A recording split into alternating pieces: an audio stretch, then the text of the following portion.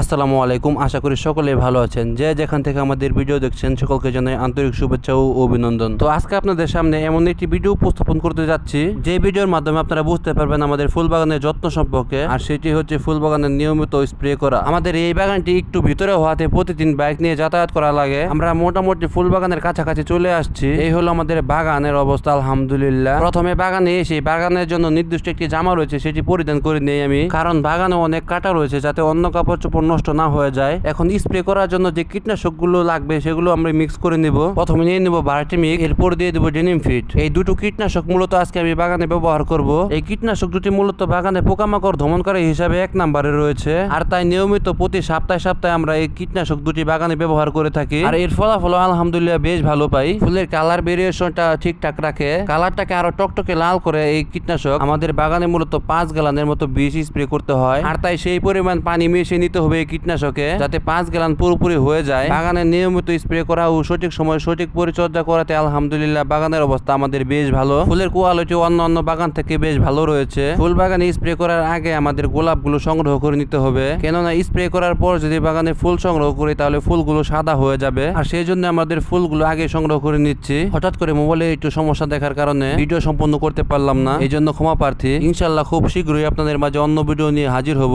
আসসালামু আলাইকুম।